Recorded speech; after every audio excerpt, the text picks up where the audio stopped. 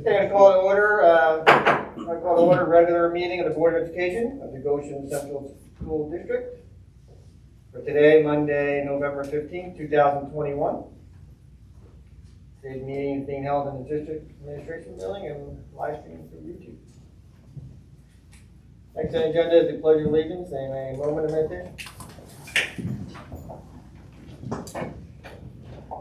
Pledge allegiance to the flag of the United States of America and to the republic which stands one nation under God, indivisible, with liberty and justice for all.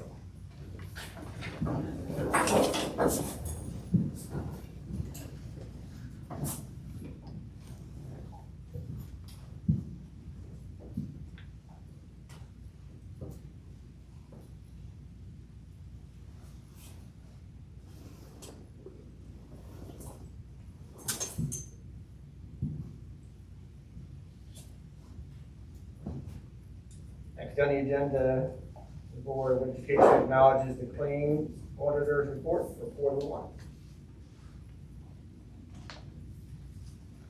Privilege of the floor. Nobody here. President's report. First of all, I want to thank Dr. Coates for his presentation on the objectives tonight. Shows good thought and look forward to the next step. Also, I was able to attend the Goshen High School Drama Club's play, Witness for the Prosecution by Agatha Christie on Saturday night. I know it's on Dr. Coates' report as well. But I just wanted to say that they did an amazing job. And when you're there and you're watching it, sometime in between the beginning and the end, as you're watching this, you forget that they're kids. That's how good they are and how good the production was. So I really, really wanted to commend them on a great job and really, really enjoyed it. Fantastic. Next on the agenda is the legislative update. Shannon Johnson. So previously, I had attended a meeting with a presentation from the Alcoholism and Drug Abuse Council of Orange County, just regarding all the services they have and what they offer. We did share this information, just to see what the district is utilizing, and although they're utilizing some of the services, is there any way to combine it in conjunction with what we're already doing? And some of the things that they do besides substance use prevention is also social emotional skills, personal skills, stress management, some of those basic SEL things that, are obviously very critical. So although we do have programs in place, we just want to make sure that we're utilizing everything that's, beneficial for our community. That's about it. Great, thank you. Any questions?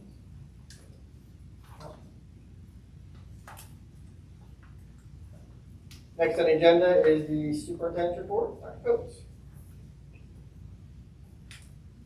Great, thank you very much. I'm going to work a little bit backwards to give our guest presenters time to get here. I called on them a little bit early. So I will jump in just to follow up what Mr. Puccio shared about Witness for the Prosecution. I've been able to go in a little bit late on Friday night, but I've been able to see the beginning, the middle and end of the presentation. One of the things that I would share, not only beyond my congratulations for them, Ms. Scully and Mr. Quinlan did a great job, as you said, bringing a production of that caliber to a high school level is really to be noted and applauded. It was just wonderful to see people in our facilities again, to see them there enjoying such a production, to see it happen safely, to see families and community members together again. It was really just wonderful to see. We look forward to continuing the work that we're doing to reacclimate people back to the setting again. Another incredible event that we had take place, and this one happened outdoors, and I will give Mr. Dylan Johnson all of the credit, is our first annual STEAM conference that we held on the field earlier in the fall.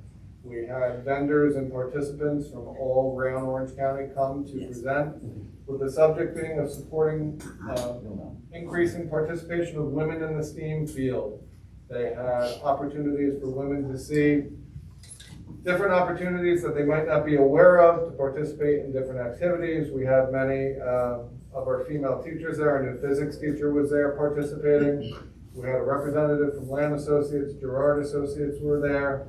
There was different businesses, Legoland, they all came to support the event. We even took it one step further in the fact that Mr. Johnson has worked with other area schools to spread the event around the county at the same time. iHeartMedia came and gave great coverage to the event, and the area STEAM teachers have agreed to give every school almost a rotational opportunity to be able to host the event. I think that it'll go to Valley Central next, to Middletown after that, before it comes back to Goshen. But to see that collaboration for the best interest of all the students and the programs in the area was really wonderful. Also want to congratulate both our middle school students that were inducted into the National Junior Honor Society under the guidance of Mrs. Cappucciano and the induction committee. It was, again, just fantastic to see families come out and fill the auditorium again, but what a great testament to the hard work that students have done to make sure that they are staying on top of their academics during such a difficult period of time in our history and in their own education. And for them to persevere and for them to be able to really still achieve those marks was such a notable accomplishment. I was able to attend this past week the World Language Honor Society induction with Mr. Carter. I give great praise to Ms. Lovdell. She not only recognized this year's students, but also brought back last year's class because their induction ceremony was actually done virtually, and she was able to fit all the students on safely on the stage and be able to recognize them for their accomplishments.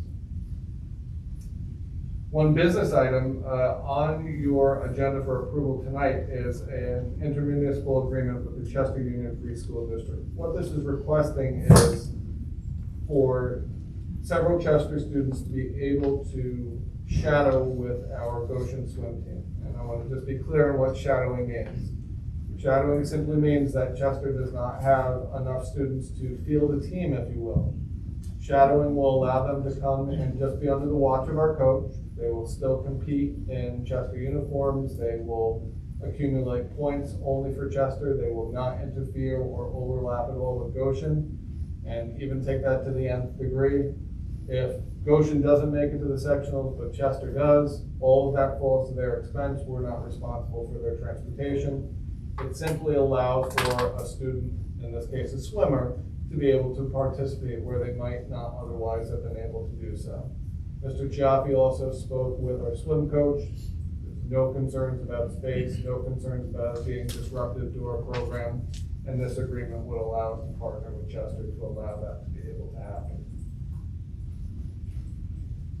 There are no other questions. Well, if there are no questions, I shouldn't say other questions, forgive me. I'm going to invite Matt Mildemow and Scott Ziegler to come forward, make a presentation to the board. As you previously remember, they had been here to present the potential scope of work and some of the repairs and replacements that may be happening to our HVAC systems within our schools.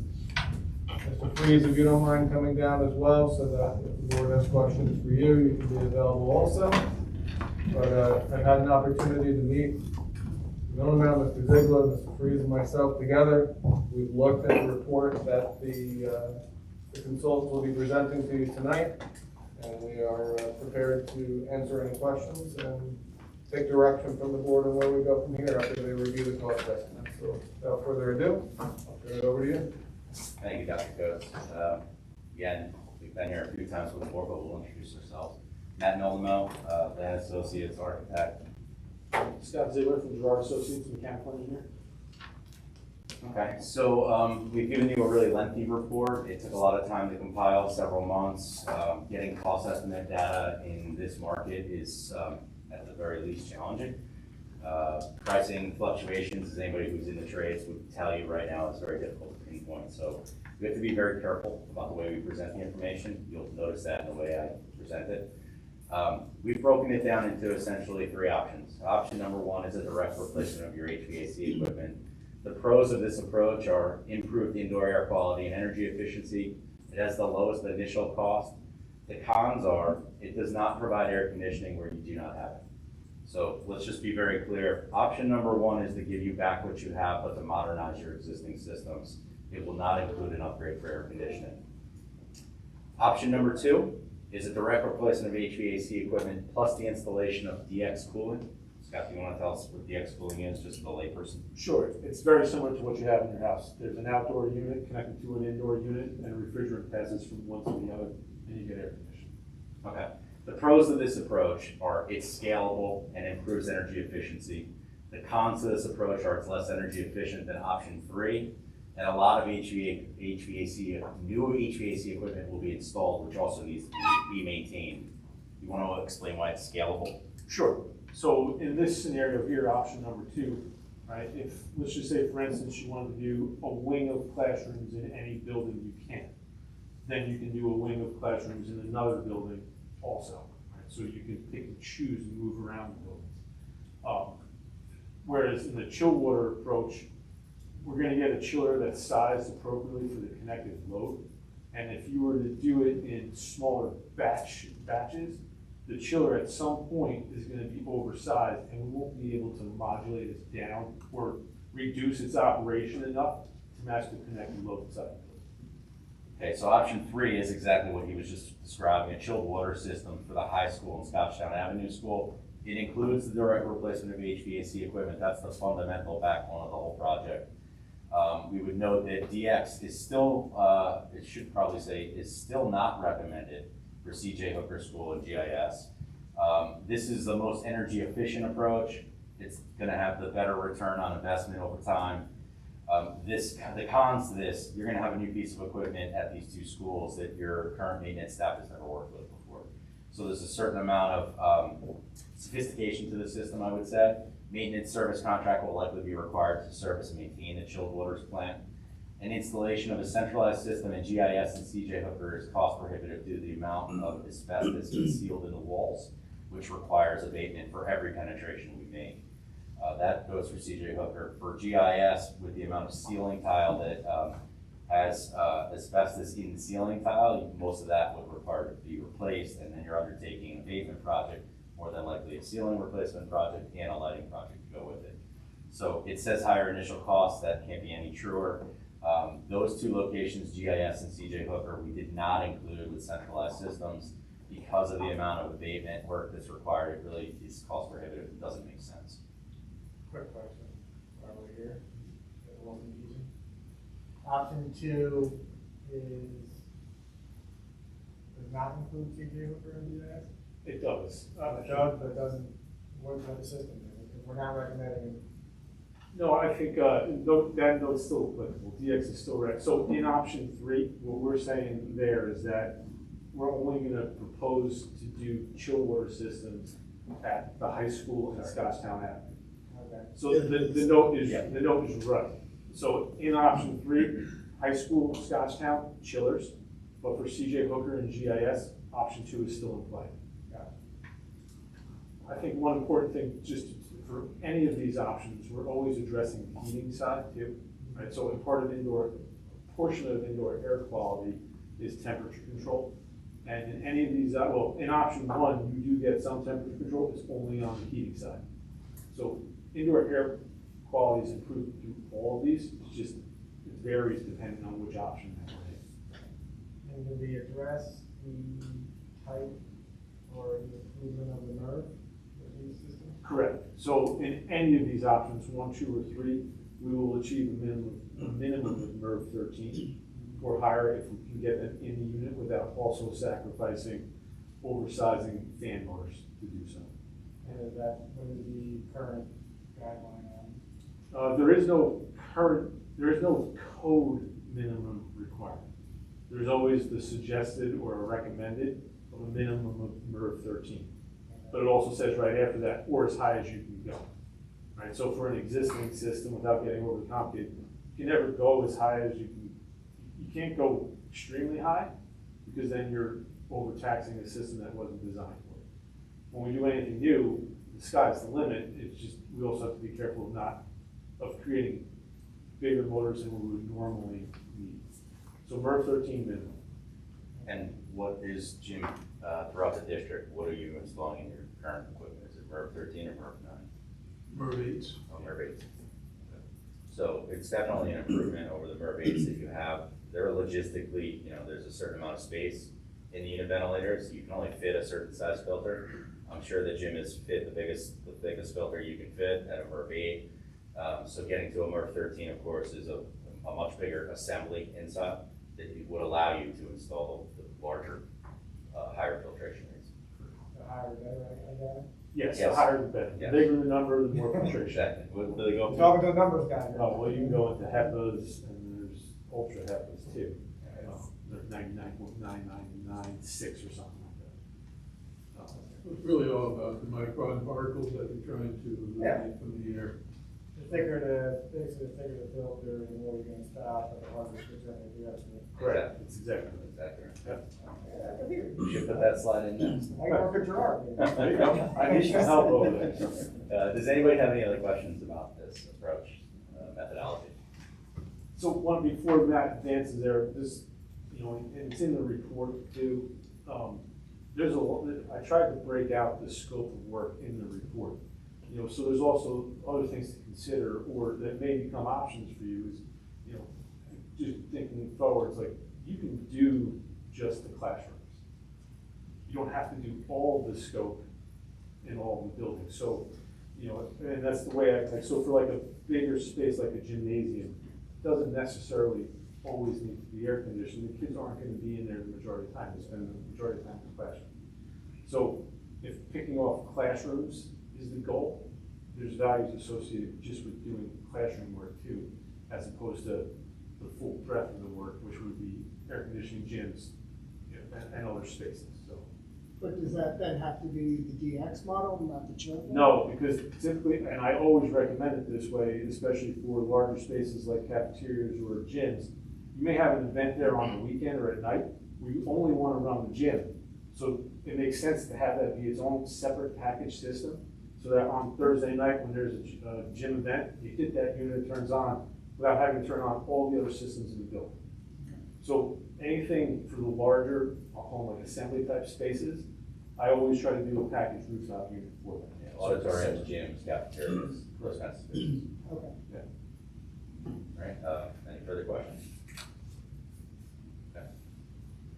All right, so into the big reveal. HVAC systems option, total cost of implementation for option 1 across all 4 schools, $27.9 million. HVAC systems option number 2, $40 million, and getting up to $48.2 million for option 3.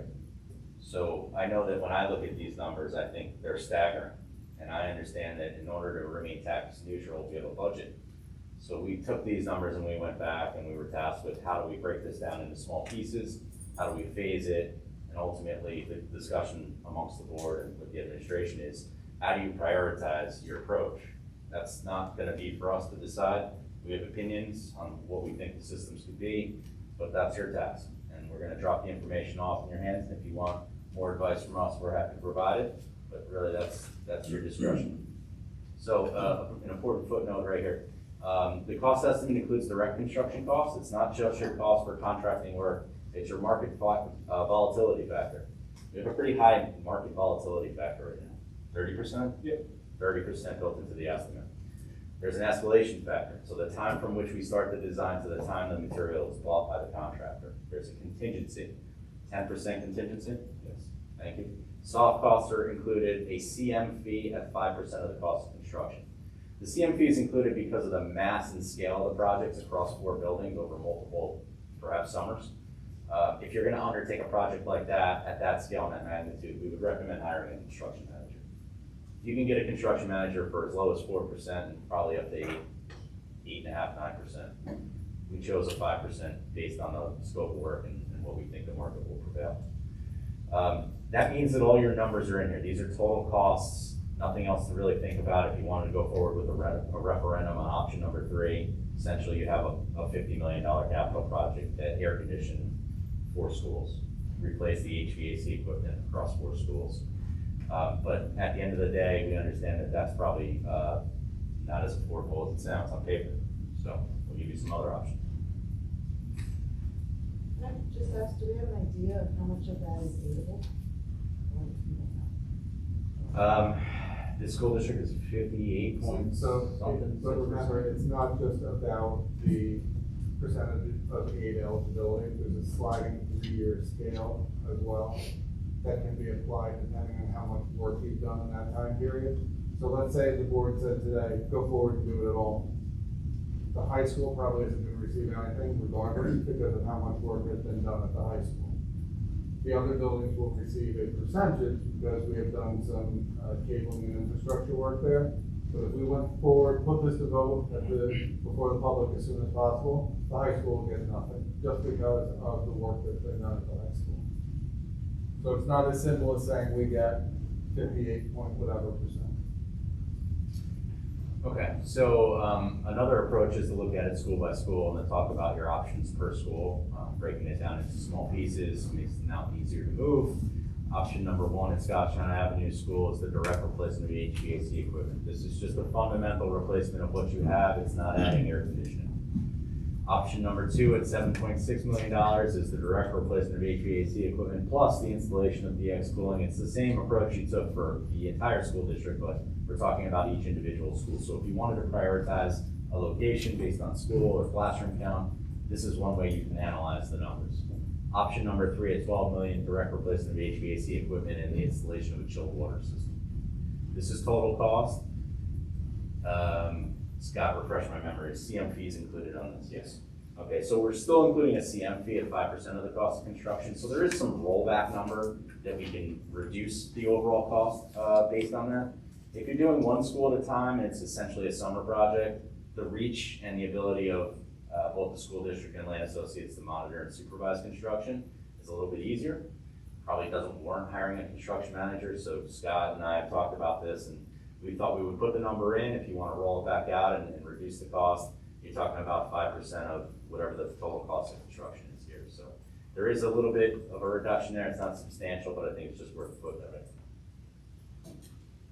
Going on to show you what that looks like. I mean, it's really difficult to see the graphic of this slide. I think it's better seen in the written report. I just thought I would include it. Scott, do you want to explain the color coding system and what they're getting here? Sure. Basically, all the areas in the, I'll call it blue with the vertical striping, those are your classroom spaces, right? So that's where we're talking about dealing with the unit ventilators, and in this option, associated air-cooled condensing unit located on the roof. The larger spaces that you see, like up in the upper right-hand corner, that's the gym. So that's where I was talking about before. There's already a rooftop unit up there now, just doesn't provide air conditioning. So we would take that one out, put in a new one that provides air conditioning. Same thing occurs for the cafetorium space, right? So there, currently, there's just some supply of exhaust fans. We would do a brand new package rooftop unit there, connected to gas for heat, and would also provide air conditioning. The rest of the other spaces in there are replacements of existing systems that are there already, like the library and the computer room already have rooftop units. They're just on their way out, so it makes sense if we're gonna do them, just to replace them. Okay, so that consists of option number 2, which is the DX and direct replacement of heating equipment. The DX approach allows for pick and choose. Correct, like, Matt, go back to slide. If you want to do all the classrooms on the left-hand side, you can do all of them. And then do 3 classrooms on the right-hand side. So it's scalable by classroom. I mean, it's Yep. literally each increment. Right, and then years later, you could then add. You can go back and hit another 2 classrooms or another 6 classrooms or whatever you want. That can be based on the unit where the unit is located, basically.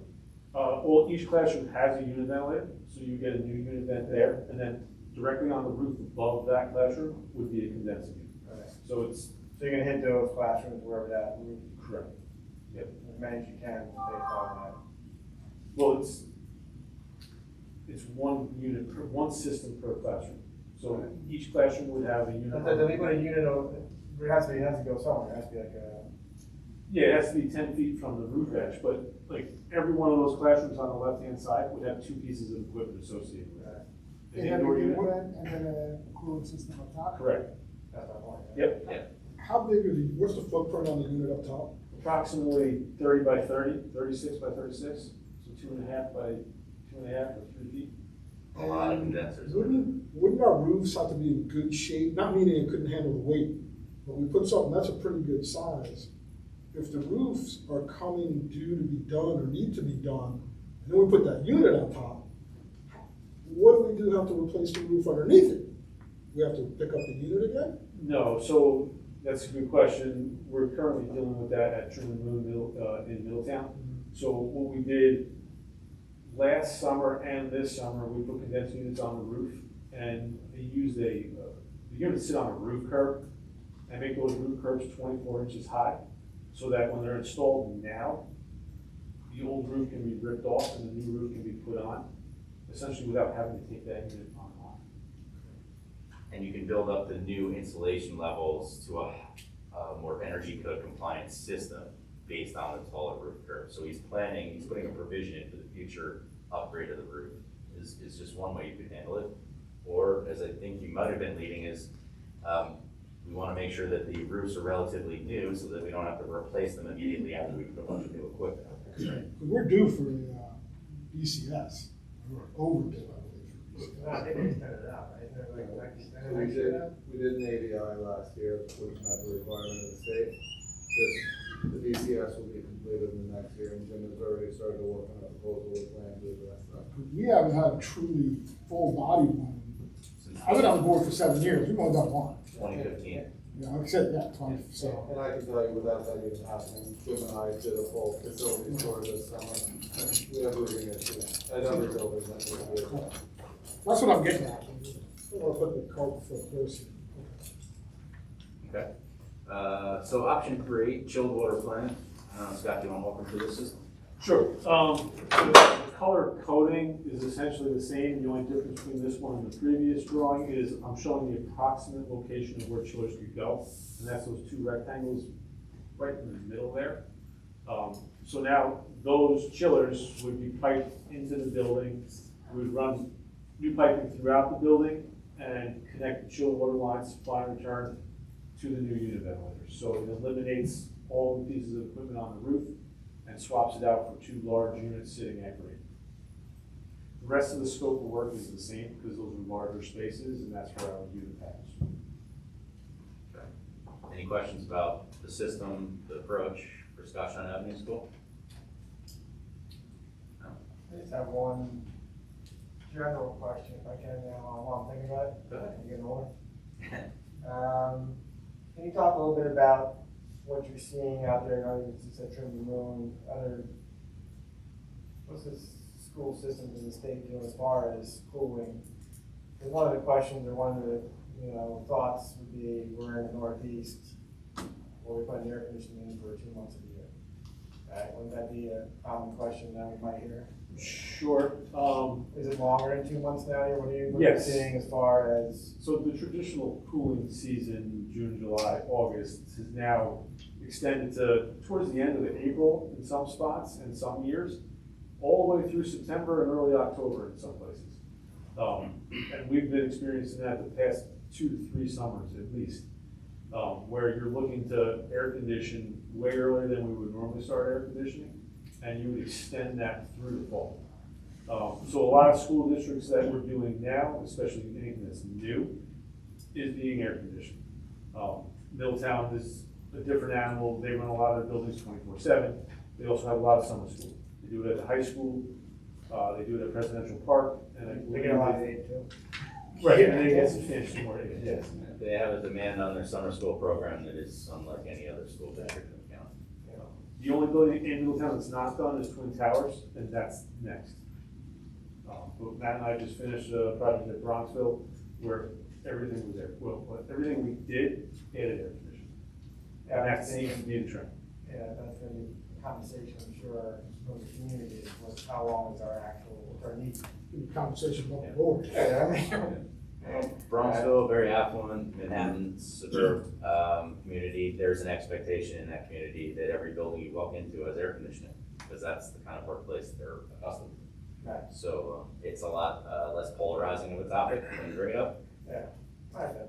I'm just trying to figure out the cost analysis. Yeah. The simple answer is way longer than 2 months. Yeah. Cooling season. All right. Jump into the next school, Goshen Intermediate School. So direct replacement of HVAC equipment, including a boiler replacement, $10 million. Direct replacement of HVAC equipment plus the installation of DX cooling and the boiler replacement, 12.5. And the last approach is really the same. There's no difference between 2 and 3, right? Not for GIS procedure. Okay. All right, let's walk them through the pictogram, Scott. So GIS, first floor, who did the color coding on this? So on this one, for some reason, I changed the blue to orange in the classrooms. I apologize. So all the classroom spaces that are now orange and horizontal, those are classrooms. Those would be unit vent replacement and an air-cooled condensing unit. On the first floor, I would suggest putting them at grade. When we get to the second floor, all those would be roof mounted. In this scenario here, the blue vertical striped spaces are your larger areas. So we would do those with split systems. For the library, I have actually GIS has air handlers, so we would put a cooling coil in the air handler and a condensing unit on the roof. So those spaces can be operated independently of everything else, but at GIS, since we're only recommending the DX cooling, the flexibility doesn't really lend itself to this conversation as it does for Scottsdale or the high school. I think that's pretty much it. I mean, the big pieces to note are the classrooms and the larger spaces. Right, I'll also step back for a second and say that we're not showing you option 1 because it's the direct equipment replacement, and we're not going to show you an option 3 on GIS and CJ Hooker because it's the same as option 2, so it's just one color graphic for GIS. Does anybody have any questions about the approach shown here? I guess my question is 2 and 3 are the same. Yeah, there's no change in cost, there's no change in scope. It's just letting you know that a chilled water system really isn't appropriate or affordable because of the amount of asbestos that's in the building. It's really just option 2 for this. Yeah, that's right. I have option 3, it's just as a numbers thing to keep. I didn't want to present an option 3 with numbers and not have a number in there. Yeah. So it's really. It's all asbestos related for GIS. Here's the second floor, so second floor classrooms in orange, and what I've done on here is I've indicated where the penthouses are and where the location of the air handlers are and which spaces they serve. So the blue spaces are existing air handlers that would get replaced and cooling would be provided. The gray area all the way on the left, that has the air handler that already serves the cafeteria, which is currently air conditioned. That's what we got covered in there. Otherwise, the general scope is the same as the first floor. I did indicate an area there on the second floor towards the bottom of an existing occupied space, or what I would consider it looks like it's set up for an office that currently has no direct mechanical ventilation. There's just a window. So they have a fan coil unit in there to take care of heating, cooling, and ventilation for that space. And Scott, again, this includes cooling for the large spaces, the gym. Correct. Yep. That's exactly. And that can be scaled back if the board chooses. Yeah, so, for, let's say the gym, if we're looking at the gym, we can replace the air handler with a DX coil in there, because when you do the air handler, adding the cooling coil now doesn't drastically increase the cost of the unit. And then come back later and put in the outdoor condensing unit and all the refrigerant piping. So Approximately, what's the difference in cost between a unit with and without with nothing else? probably $1,500. It's not, the cost of the coil is nothing compared to the actual cost of the air handler itself. It's just another section. And then if you go to the next slide back to the second floor. So let's just say we wanted, just for argument's sake, the second floor done in GIS. Yep. You would be able to break down that cost for us? Yes, just the second floor, I can. Because I did it pretty much, I have a unit tally, so I would be able to break down just the second floor. Yeah, I mean, he's just got a unit per classroom for the UV replacement with the DX school, DX school. So it's scalable by the amount of classrooms as a unit multiplier.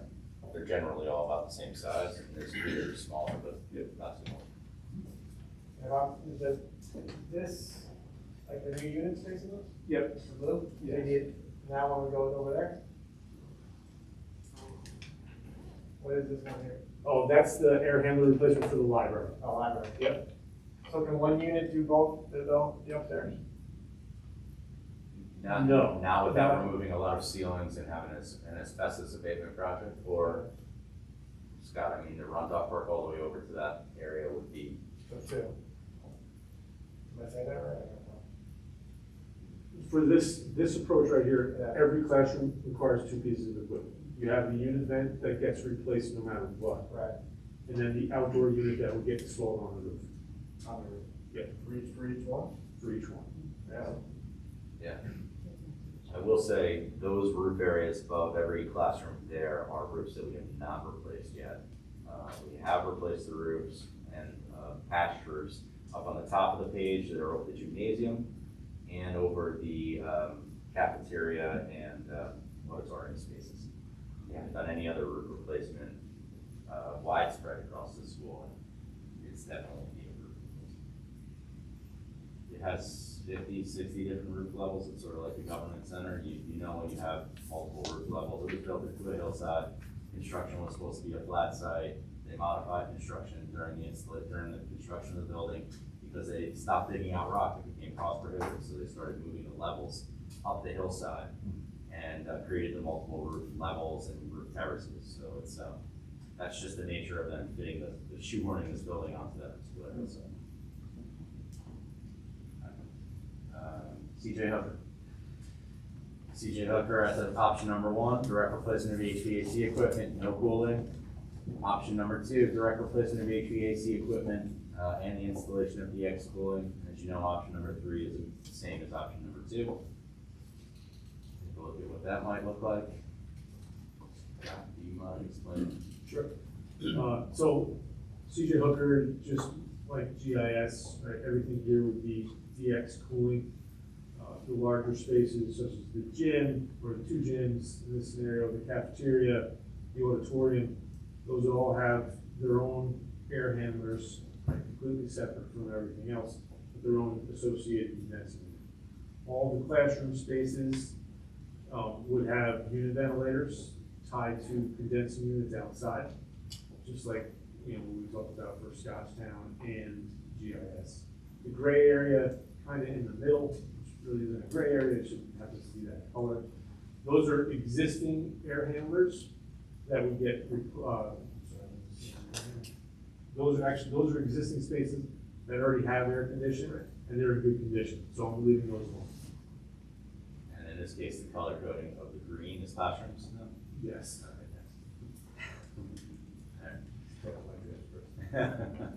Option number 2.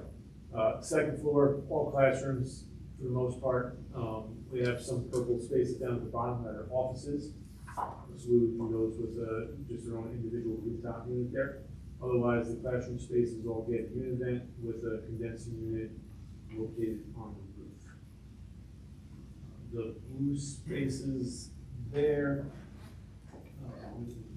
second floor, those are, so I'm indicating the location of the air handler for the 2 gyms, and the orange is the air handler for the auditorium. Where would you go on a roof on the main section, main side, that's a peak roof? Those we would have to go outboard of that and run the refrigerant piping through the attic space. Any other questions about CJ Hooker? Just one of the most notable pieces that stood out to me on this one, why GIS was hired, the cost estimate that CJ Hooker knowing the asbestos. This does not include a boiler replacement for Hooker, where there was a boiler replacement included for GIS.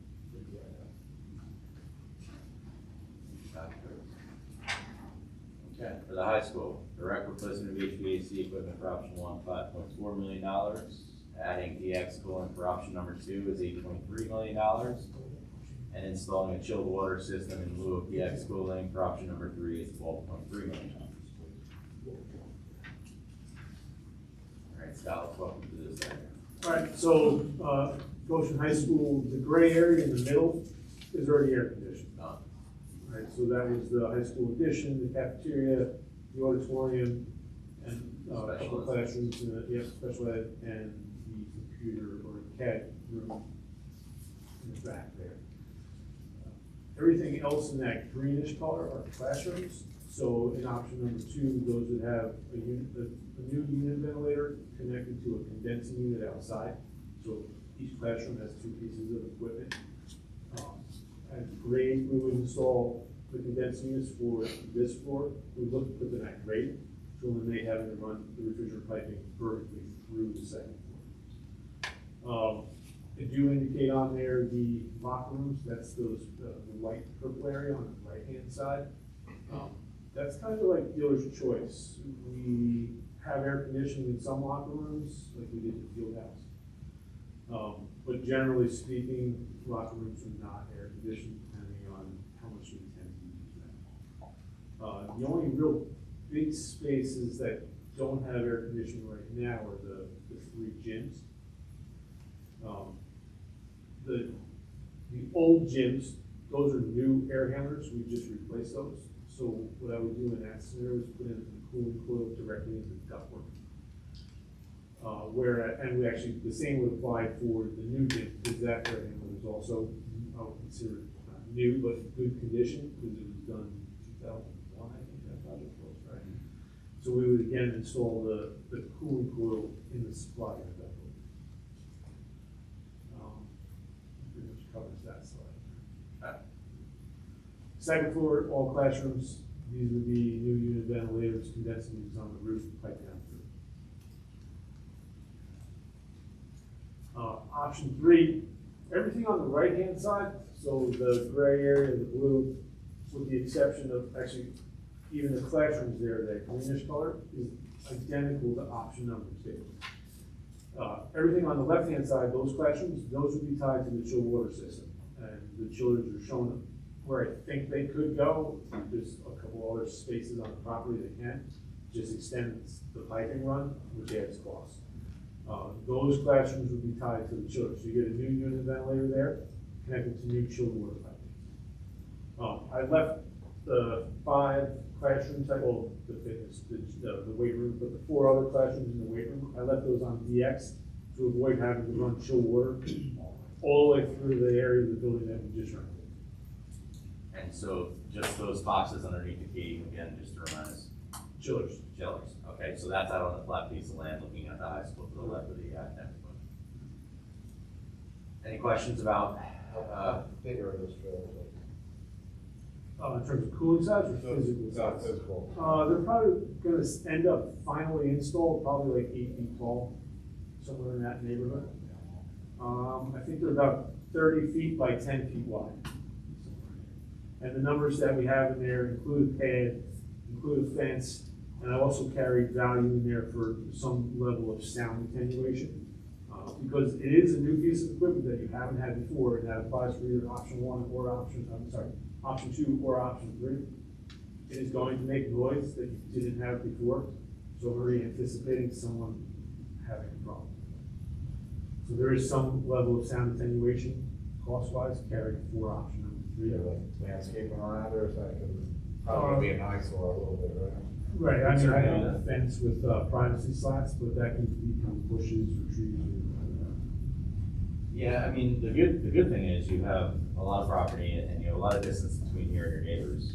We have worked in some more urban sites where the chiller enclosures have created nuisance hardships on adjoining property owners. So we have, through our battle tested approach, learned some new strategies to attenuate the sound. That can vary, it depends on if you want a hard enclosure or a soft enclosure and what degree you want to spend on mitigating sound. Again, the good news is here, I don't expect that sound to create a nuisance for your adjoining property owners in the distance. All right, so that's where we drop this information off and we kind of leave it in your lap to decide. You would like to, and you should, prioritize your approach based upon your budget. There may be a need to group other projects that have not been discussed that are related to HVAC, like we discussed with roof replacements or anything else really, that makes sense to combine capital projects. So if you're gonna do a project, for example, and you pick Scottsdale Avenue School, and you know that the roofs need to be replaced, you can bring in the roof replacement as a component of the HVAC project. or you consider some of the other work that may be emerging that Mr. Freeze might report about. At any point in time when you're starting this process, you really want to start a marketing public relations campaign to inform the public of the need for the capital project if you should decide to go forward with it. A long sustained campaign is important for the public to understand the need and the reason. I think that's really what you're going to be asking for at the end of the day is approval from the public. So the sooner you begin on a marketing campaign, or the sooner you prioritize your approach, I should say, the sooner you begin on it. And that's it. It's a lot of information. The reports are very detailed, and the effort, the forensic effort was significant. To distill it down into 20 or so slides was probably more challenging than putting a report together. Maybe not more challenging, as challenging to put a report together. So we're here to answer any questions you might have, and if there's anything we can do to help you make a decision, please let us know. So in that 91-page report, I believe it was 91 pages, it seems like we need a lot of electrical service upgrades to go to air conditioning, am I correct? You need a service, there's always gonna be electrical work. Where we see service upgrade happening is at Scottsdale and CJ Hooker. Okay, that's included in that cost? Correct. Those values for the electrical scope of work is included. Now, if you didn't do, correct me if I'm wrong, but if you don't scale the DX cooling and you go for the isolated approach and you bite off just only pieces that are manageable, there's certain scales I would imagine, Scott, correct me if I'm wrong, that you would need to upgrade panels and infrastructure for. In other words, you probably have some capacity there, or is it simply you have no capacity there and you need to upgrade the distribution panels throughout the roads? In that scenario, it will vary greatly. Like if we do 2 classrooms, we're probably gonna be fine. Exactly. But at some point, I don't know if it's 10, 11, or 15, we're gonna exceed the service size and we're gonna have to do a service upgrade. We're close to that now, aren't we? We're almost Yeah. at capacity in those two schools. Yeah, pretty close, right? Well, GIS is okay. I think the big thing we're recommending at GIS is moving the transformers outside for the day. Again, and that's purely a recommendation, just to kind of get in line with how things are done currently. The transformers there are inside, they work, we think the service is fine. There's distribution inside the building that has to get done, but we're recommending that the transformers get moved outside. Doesn't need. Can I add something? Mr. Freeze, Mr. Milno, Mr. Ziegler, and myself had the opportunity to meet. I just think it bears repeating only because pending the scope of work that the board charges the administration to move forward with, at the end of the day, it's our maintenance department that's going to be left to service and maintain this equipment at the same time. That said it well, we certainly, if we move forward with the DX cooling, are going to either have to consider A, trying to hire a highly specialized technician that can service this equipment, or B, really have to look for a third-party contract that we're going to be able to bring someone in from the outside to be able to service the equipment. We have an opportunity to talk about that. The market commands it right now. It seems like there are technicians out there that can certainly service this equipment, but I don't want to go into this blindly thinking that there's not going to be any additional adds here.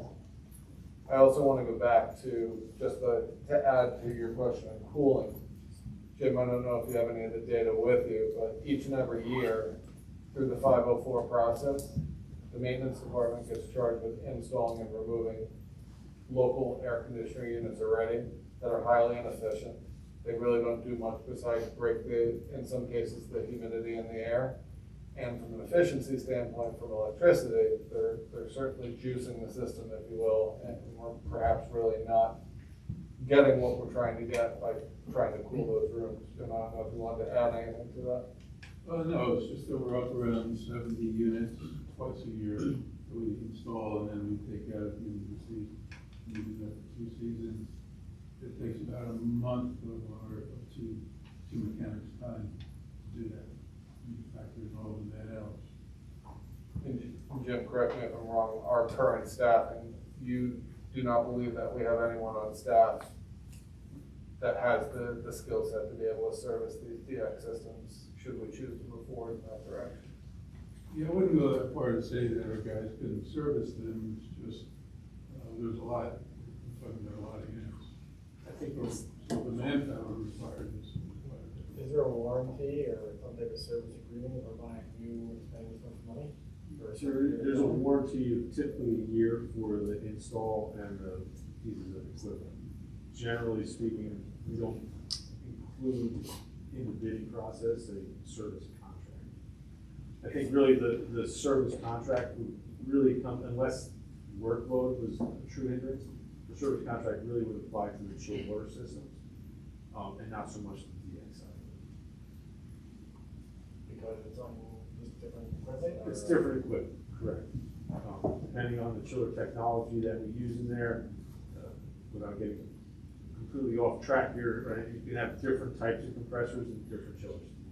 And they're generally operate substantially different than anything you guys currently have in the school district. And I do want to go back to what Mr. Mullane brought up as well. Jim and I spent a lot of time this summer. We spent pretty much 8 to 10 hours out around the building. Mr. Carter was with us on roofs and looking at infrastructure needs at the same time. You hit the nail on the head. There are some roofing issues just about on every single building that need to be addressed. I just ask the board really to contemplate that and how we make this final decision, because if we do move forward, there are some other needs, regardless cooling or not, that are going to need to be addressed in the very, very near future. Okay. I mean, obviously, we're not in a position to do a project all at once. So it's gonna be some type of phased project, I would think. The question is, do we do it really, tightly scoped, or do we do it like building scope? I think it's probably, I guess, from what I heard, the DX system really doesn't matter that much, right? Correct. It's just on the chill system that makes a difference. Yeah. Okay. And then we have the constraints of the federal funding. Correct. Correct. What time-wise, we have? Time-wise. Yeah. Yeah, so we contacted the state about that, and really it's a federal requirement. And they can't give us any guidance about postponements or extensions because of the fact that it's a federal requirement, and they haven't really seen a floodgate open for those applications yet. So SED is very mum on giving us advice about whether or not they'll permit extensions because it's out of their hands. In terms of the reviewing, they're not really seeing all those applications. I mean, just like you, and every other school district is going through this analysis of, do we need to do this now, and how do we capitalize on that aid? So SED doesn't have any real good guidance to offer you right now. We have looked at the ARP money, and then we also, math prompting, we're trying to do some more research on the ESSER money as well. Those two phased approaches, right now, from what we can tell, it looks like 2023 and 2024 are timeline marks that we're going to have to meet. Okay. For completed work or started work or? No, it looks like for encumbrance and expenditure of the fund.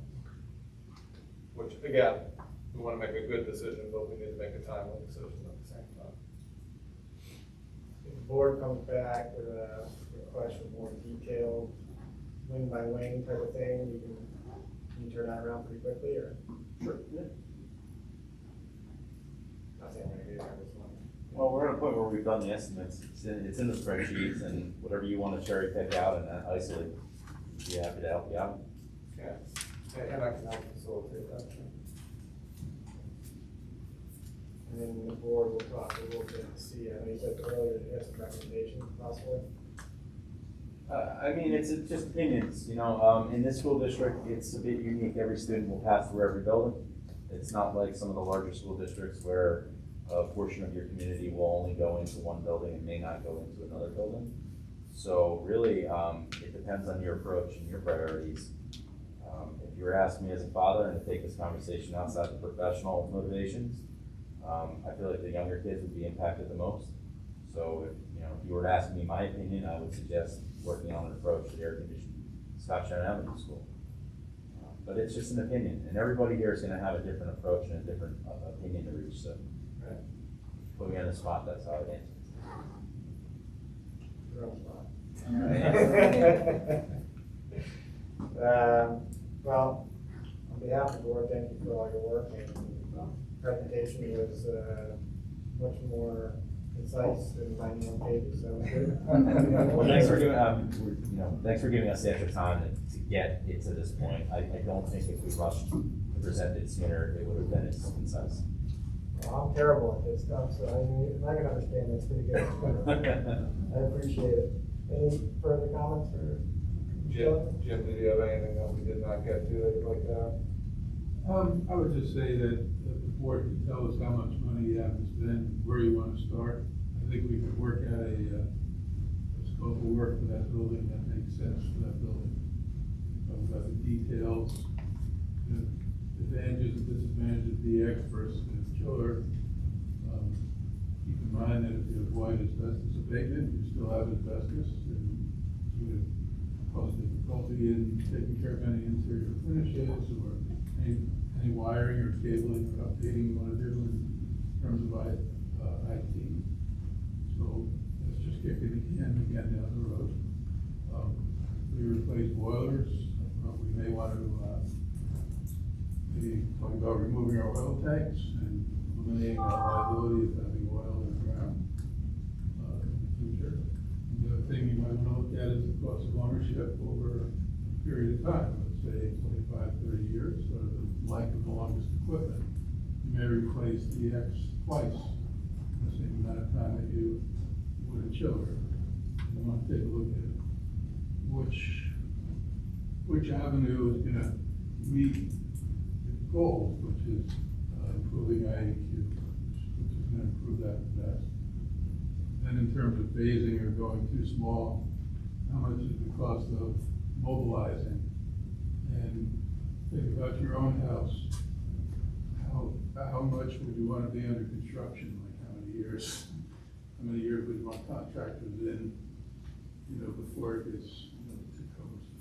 So those are a lot of things to consider, but I would say we can help the board with those decisions and to provide clarity if we just do how much you have to spend and where you want to start. To that point, I know we talked a little bit about BCS and some of the things, the roofing and stuff like that. Do we have the most recent need on roofing and stuff like that? 2015, we identified 100,000 square feet of roofing at the high school alone. It's a $3 million roofing replacement project just at the high school. And what do we do in the project? Do we address any of that in the project? We hit spot repairs where roofing was damaged and wet, and we isolated the repairs and upkeep just those locations, knowing that you would eventually need to do a roof replacement project in a more comprehensive manner. Scottsdale out of the GIS, we've done the roofing replacement projects there, 20, 30,000 square feet, roughly a piece. So probably more than 2/3 of the building roof areas at both locations still need to be replaced. GIS being the most prone to water infiltration with all the intersections of roof and vertical wall surfaces. Okay. So we gotta keep in mind. Okay. Well, there's not enough to keep in mind. Well, thank you. And have a good night. Appreciate it. Thank you.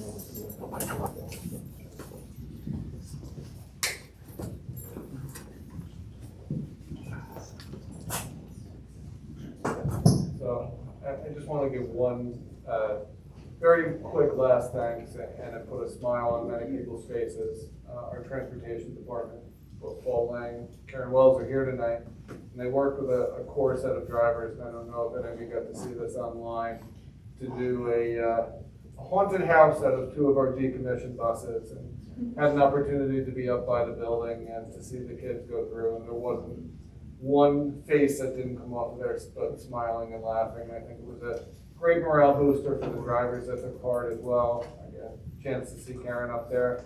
Karen shared, she got some great thank you cards from the kids in the buildings as well. It was a nice thing after some challenging issues that we faced earlier in the years. I think it's a testament to the dedication of some of the drivers that took it upon their own time as well to do that and work with Karen and Paul to have some fun with the kids. I know it really went off very well, so thank you very much. You guys even walked through, I mean. We did. My favorite was the headless driver. Surprisingly, a lot of kids say the same things. Better than headless superintendent. Better than the headless superintendent, I would agree with that. Very good, thank you. Next on the agenda is the Assistant Superintendent for Curriculum Instruction, Personnel, and Technology Report, Mr. Carr. Thank you, Mr. Pucci. Good evening, everyone. So Dr. Coates and I had a unique opportunity to meet with one of our community members, but also the one and only New York State Ambassador for Choose Love, Mrs. Stacy Orzel. She helped to connect us with Miss Julia Richter, who is also a higher level representative of the Choose Love movement. On Monday, November 8th, we were able to go through a Choose Love onboarding, which was a virtual event. It's about an hour and a half long. In addition to every administrator in the district, we also had 28 other faculty members that were termed as Choose Love champions, selected by their administrative team, but also they made it known that they wanted to be a part of bringing the movement to Goshen, helping the movement to actually grow and succeed here. We thought it was a wonderful opportunity to meet with both individuals. We had a chance to tour all the online materials, ask a lot of questions, and receive a lot of information. Also, I think it's fair to say that we were quite inspired by the message of Scarlett, who is the founder of Choose Love. Very, very powerful movement. Our faculty members, as I had mentioned, represent K-12, and they're now completing a mandatory 3-hour professional development course that is asynchronous, self-paced. But we did ask them to complete it prior to the training that we are now trying to schedule and establish utilizing some dedicated funding. We have great support here right now. We're pleased to bring it in. We're currently working with Mrs. Orzel once again, in addition to Ms. Richter and Ms. Kukos, who is the Chief Operating Officer. And what we're trying to do is to design custom training that gives us a good form of a kickoff, but then also a unique package that meets the needs of all of our buildings and all of our student age levels. So as we get more information with the custom training packages, we'll share that with you most certainly. Send it out through email as much as we can. And as we had mentioned, everyone going through the professional development, it does allow them at that point to access all the materials available online to start implementing some activities and lessons in addition to everything else that they have in the building. So we're quite pleased with what we had done on the 8th, and we look forward to moving forward with implementation. Any questions on Choose Love? What did we start last? We started Choose Love last year. Do you want to just give us a timeline what we did from there to now? So most of what we had done last year was to have everything vetted and approved by the board, and we did run into some roadblocks with the training pieces. So we really picked up with the training pieces this year with the full implementation. However, as I had presented in the past, there were a multitude of activities and materials that our buildings were using, some of which were discussed tonight, such as additional Quaver materials and a few other things that I can certainly report to you, including our morning meetings at the elementary schools. It's escaping me right now, but the acquired materials at the C.J. Hooker Middle School are utilized there as well. Again, we have a dedicated block at the high school once per week in a dedicated content area for SEL, in addition to any other activities that Mr. Barr or Ms. Monk put together there. What were some of the roadblocks that occurred? Quite honestly, we had a funding issue that we had to deal with to acquire that. That was one of our major roadblocks. And I think that we've rectified that scenario with some of our Title IV monies this year, in addition to some other monies that we're trying to pull together. I don't think that we feel as though there will be any financial roadblocks moving forward right now, which is why we're moving with a customized package, in addition to the professional development that is now free online. Ms. Orzel, she is a special, how would you describe her? So she's a parent of 2 children in the district, but also, has a large investment in the Choose Love movement, and she is now the one and only New York ambassador for Choose Love. So she's become the liaison where, now we have a direct connection. I've talked to her probably 4 or 5 times with multiple email exchanges, and she's helped to put us in touch with Ms. Richter and others, such as the COO, to come up with that customized training package. We came up with a price point that we believe we're very comfortable with, and in turn, they will make proposals based on what they know our needs to be, which is what Dr. Coates and I shared with them. Yeah, I saw her at the play. She was very excited to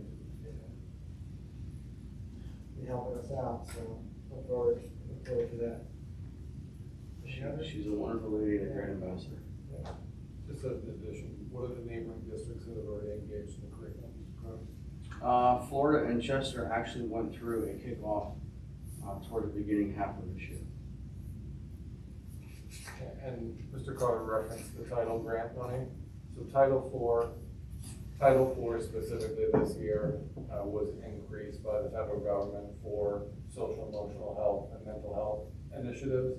This fits very neatly for this year into the allocation that the district has received for a standardized program, if you will, that can be used across all 4 buildings. One of the things that we were very clear in as we initiated the process after Superintendent's Conference Day with all 4 of the principals and the teachers, there is some very good work already going on in the building. We're not looking to supplant that. This is meant to add to a teacher's resource kit. It also creates, not to use a word that I used before, but some synchrony across all 4 buildings. As students travel through the 4 buildings, they'll have an expectation of a baseline of what they can expect when a child goes from Scottsdale to GIS to the middle school to the high school. We'll have some commonalities that the children will experience based on implementation of the program universally in the district. Good. That's it for me this evening. Thank you.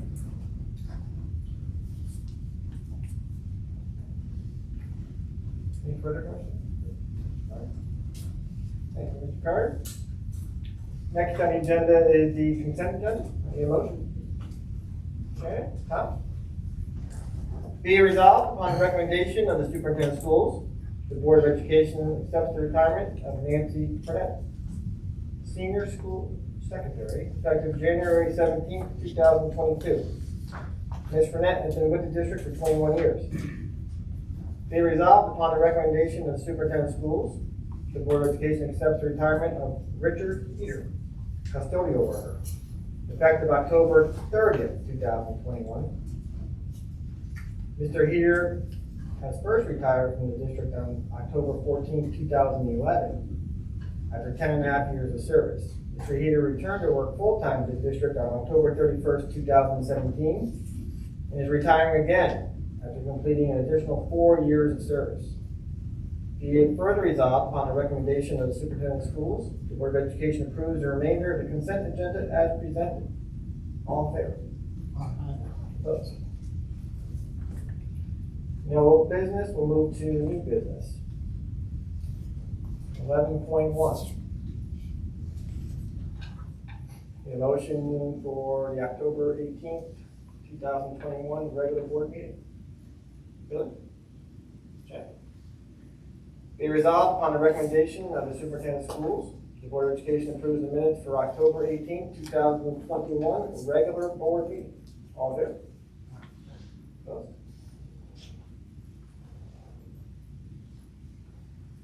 11.2, motion to approve PPS agreement, special education itinerant services. Jeremy? Allison? Be resolved upon the recommendation of the Superintendent of Schools, the Board of Education approves entering into an agreement for services with Carolyn Carsley to provide special education itinerant services to a special education student during the 2021-22 school year at a rate of $100 per hour, up to the required hours recommended in the student's IEP. Be it further resolved The Board of Education authorizes the superintendent of schools to execute the agreement. All in favor? Opposed? 11.3, motion to approve PPS agreement, Sign Language Resources, Inc. Billy? Tom? Be it resolved, the Board of Education enters into a service agreement with Sign Language Resources, Inc. to provide sign language services for the Goshen Central School District for the 2021-22 school year as follows. Services between 8 a.m. and 5 p.m. weekdays, $80 per interpreter. Services between 5 p.m. and 11 p.m. weekdays, $90 per interpreter. Services between 11 p.m. and 8 a.m. weekdays and anytime weekends or holidays, $100 per interpreter. Be it further resolved, the Board of Education authorizes the superintendent of schools to execute the agreement. All in favor? Opposed?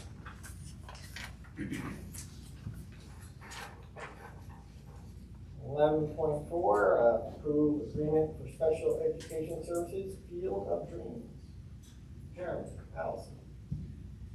Be it resolved upon the recommendation of the superintendent of schools, the Board of Education enters into an agreement with Field of Dreams to provide special educational services for students and for the district to sub-allocate IDEA 611 and 619 funds to said providers on a per-student basis for the school year July 1st, 2021 through June 30th, 2022. All there.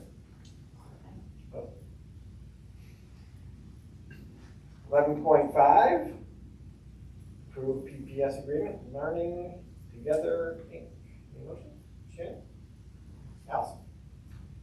Be resolved upon the recommendation of the superintendent of schools, the Board of Education enters into an agreement with Learning Together, Inc. to provide special educational services for students and for the district to sub-allocate IDEA 611 and 619 funds to said providers on a per-student basis for the school year July 1st, 2021 through June 30th, 2022.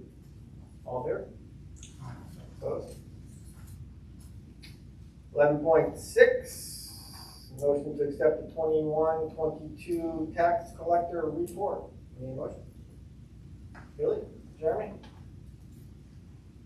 Be it resolved, the Board of Education of the Goshen Central School District accepts the 2021-22 report of the tax collector as presented, and having determined that the tax collector has accounted for the full amount of the tax warrant, directs that the list of the delinquent tax items, with the addition of penalty, be certified into the office of the county treasurer and or other tax enforcement office. All in favor? Opposed? 11.7, and the motion to approve the correction action plan for 2020-21 external audit. Shannon, Billy. Be resolved upon the recommendation of the superintendent of schools, the Board of Education hereby approves the corrective action plan for the external audit performed by Nugent and Hausler for the year ended June 30, 2021. All in favor? Opposed?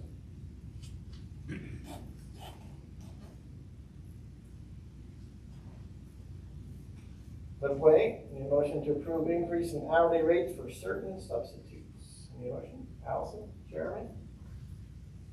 Whereas New York State has increased the minimum wage for hourly workers effective December 31st, 2021, be resolved that the Board of Education hereby establishes the following hourly rates effective December 31st, 2021 to comply with New York State minimum wage law. Substitute food service helper, $13.20 per hour.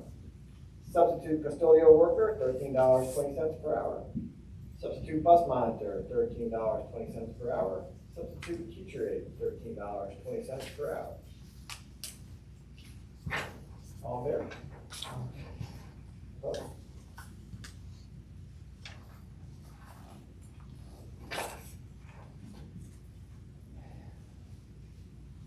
$11.9, Dr. Coates talked about this in his report. Approve intermunicipal agreement between Goshen School District and Chester Union Free School District. Any motion? Tom? Shannon? Be resolved upon the recommendation of the superintendent of schools, the Board of Education approves entering into an intermunicipal agreement with the Chester Union Free School District to allow for one or more Chester students to participate as an independent athlete or athletes with the Goshen boys swim team during the winter boys swim season for 2021-22 school year only. Be it further resolved, the Board of Education authorizes the superintendent of schools to execute the agreement. All fair? Opposed?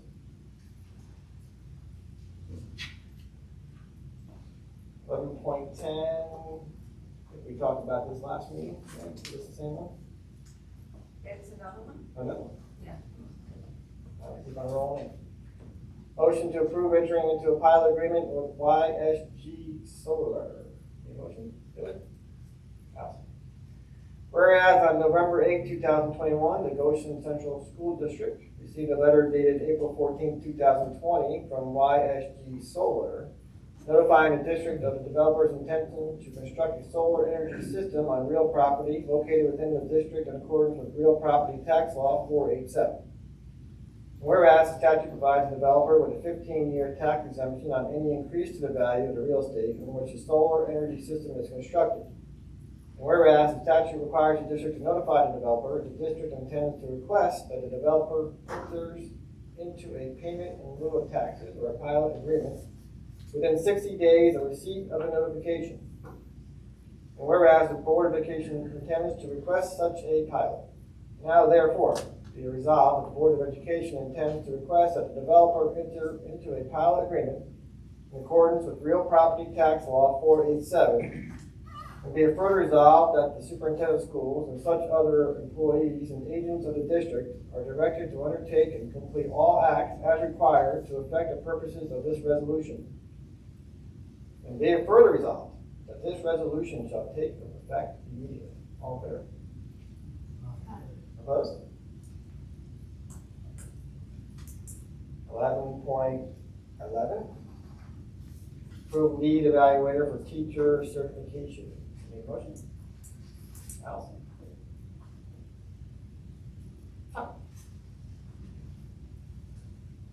Be it resolved that pursuant to requirements of education law section 3012-D and part 30-2.9 of the Regents rules, following person has completed all the required training to be recertified by this Board of Education as lead evaluator for classroom teachers. Gregory or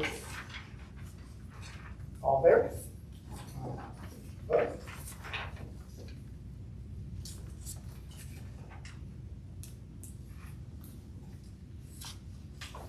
I think we have some policy updates, first readings.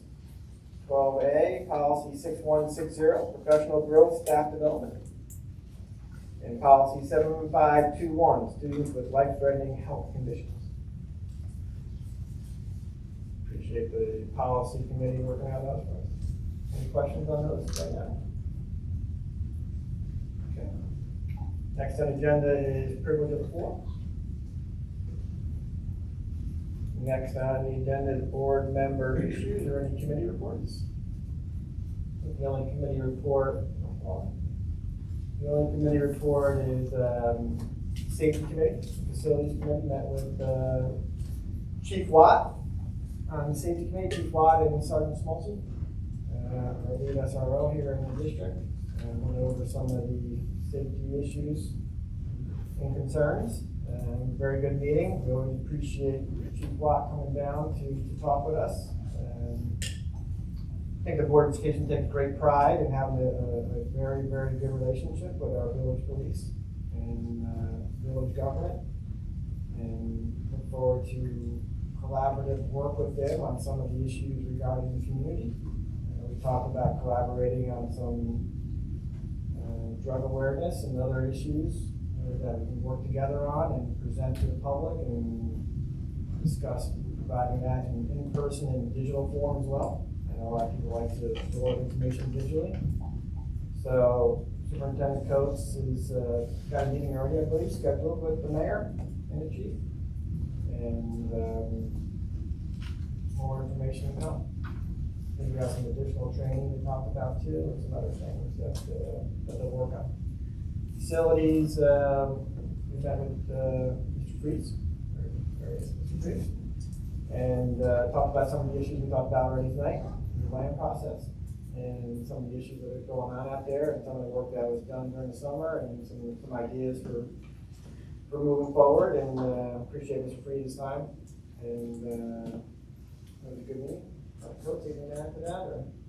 Elaine, I don't know if you want to bring up anything that we discussed in policy. Well, I do want to, my next question is going to be scheduling another meeting to get the ball rolling on the facilities use. Because as you said previously, it's going to take a while. You know, there's a lot of columns to go down, so to speak. So do we want to get another meeting scheduled before we start presenting it to the board? Have you narrow down what the committee wants to do and then move forward on that? I think that would be great. I think the other piece that we looked at as well about public comment and Yes. streaming of the meetings as well. Yes. We talked about always streaming the meetings, right, which I don't think anybody really has a problem with. And then we also talked about, I'm sorry, what's that other one you just said? I just lost my train of thought. The public comment. Yes, public comment, which I think you already brought up other districts, how they do it, is the first public comment agenda items only, and then second public comment is anything that came up during the meeting that they would like to comment on. I thought that was a pretty good idea. And they actually codify that in their policy as well. I do have to say, the policy that we're looking at, there's a lot of things that we need to upgrade to streamline our meeting process, and it just really, you know, like you said, it codifies everything. It's A, B, C, D, no deviation, and upgrading a lot of our policies, I think is gonna help us a lot with that. The other thing that, it's okay, but, right now, the district subscribes to Erie One Policy Services, which runs through regional BOCES in Western New York. Many districts have been on the Erie One Policy Services for, 10, 15, 20 years. NISBA has always been a parallel service to the State School Boards Association. Started to see some districts, for a variety of different reasons, start to leave Erie One and look at the NISBA policy services. The only reason I might recommend that the board at least hear what NISBA have to say, and we actually talked about it at the committee meeting about having NISBA come and present to the policy committee. One of the things that would serve us well in the district, we do not currently have an up-to-date regulations manual to go along with our policy book. NISBA offers that service. We, of course, have to look at all the costs that go along with it. But when you talk about streamline and efficiency and understanding if A, then B, really having a clearly cut regulations manual would certainly help us in terms of operations, and we'd always have that to refer to when issues would arrive in the district. So we talked about that at the policy committee meeting as well. It might serve us well to look at that. The one thing we need to be careful of is, should we want to make the transition to the NISBA policy book, if there is anything localized within what the board has adopted already, if you have NISBA come in and completely rewrite your policy book, you do stand the potential of having to go back and update again and really look at what is unique to our policy that wouldn't be spoken to if we make a transition to a new update. But I think it is something that's well worth taking a look at. One of my struggles lately, and I shouldn't say mine, Maureen experiences this 100 times more than me, Erie One has become less user-friendly, if you will, in their policy services, access to their updates. They used to broadcast them out. Now they make you go hunting for them, and I will say their technology and their user-friendliness is not what it was, where NISBA seems to be very much focused on customer service, which is why I would recommend that we at least take a look at what they have to offer. You're definitely refreshing my memory now.